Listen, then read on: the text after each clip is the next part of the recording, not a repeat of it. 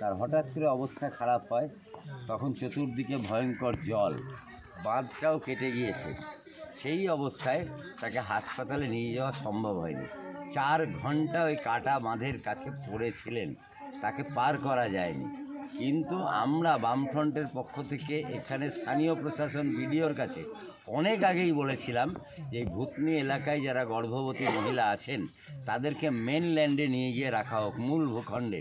যে কোনো মুহূর্তে তাদের অবস্থা খারাপ হয়ে যেতে পারে, চিকিৎসার প্রয়োজন হতে পারে, তাদেরকে মূল ভূখণ্ডে নিয়ে গিয়ে ভালো আশ্রয়ে ভালো হাসপাতালে রাখা হোক। তাহলে আমাদের এই কথাটা যদি তখন প্রশাসন শুনতো, তাহলে এই বিউটি মণ্ডল, যে 5 বছরের একটা শিশু সন্তান, যে কিছু বুঝছে না, তার মা মারা গেছে তাও সে বুঝতে পারছে না, এই সন্তানটিকে রেখে বিউটি মণ্ডল মারা গেলেন। এখনও আরও অনেক গর্ভবতী মহিলা ভূতনি এলাকায় আছেন। অবিলম্বে তাদেরকে তুলে নিয়ে গিয়ে নিরাপদ জায়গাতে রাখা উচিত, যাতে কোনো বিপদ আপদ না হয়। আর আমরা দাবি করছি অন্তত 20 লক্ষ টাকা এই বাচ্চাটির ভবিষ্যতের জন্য, যার মা চলে গেল, দাদু দিদিমা অনেক বয়স্ক, তারা চিন্তা করছে কিভাবে এই বাচ্চাটিকে মানুষ করব। সরকারের পক্ষ থেকে অন্তত 20 লক্ষ টাকা ব্যবস্থা করা উচিত এই বাচ্চাটির নামে, যাতে সে ভবিষ্যৎ জীবনে বড় হতে পারে। আমার বৌমা 4:30টার দিক থেকে একটু রক্তপাত করলো। ভোর 4:30? না, বিকাল। তারপর আমরা নিয়ে গেলাম। নিয়ে যাবার পরে গাড়ি খুঁজতে তো টাইম লাগবে। আমার ছেলে অ্যাম্বুলেন্স গাড়ি করলো, নৌকা পাওয়া যায় না। কোনো মতো নৌকা পেলাম, তা বাঁধ কাটাতে যেতে পারছি না।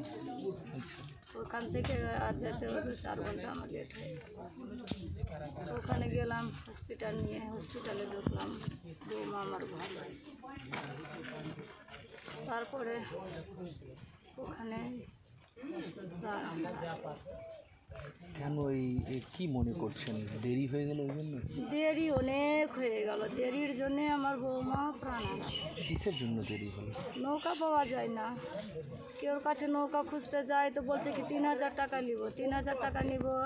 তো বলছে 3000 টাকায় দিয়েই নৌকা করব, কিন্তু ও নৌকাও নিয়ে যায় না, বলছে কি আমরা পারবো না, কারেন্ট লেগে যাবে, তো ওটা দিয়ে যাব না। এরকম করে তারপরে ওপারে কোনো গাড়ির ব্যবস্থা নাই।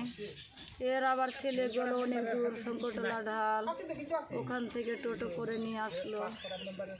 এই করতে করতে আমার বউর প্রাণ গেল। নৌকা থাকলে কি হতো না এরকম? নৌকা থাকলে যদি আমি টাইমে পেতাম, কিছুটা যদি যেতে পারতাম, কোনো ব্যবস্থা নাই। আমার ছেলের হাতের কোনো ব্যবস্থা ছিল না যে আমার বউকে প্রাণ বাঁচাবে, কোনো ব্যবস্থা নাই। ব্রিজের ওখানে গেলাম, অ্যাম্বুলেন্স গাড়ি নিয়ে আসলাম, ছেলেটা নিয়ে আসলো ওখান থেকে। এই যে ব্রিজে চড়লাম, তো এই ব্রিজে কত কষ্ট লাগছে। ব্রিজে চাপতে চাপতে যে বডি নিয়ে যাওয়াটা, আমার বউ কথা বলছে।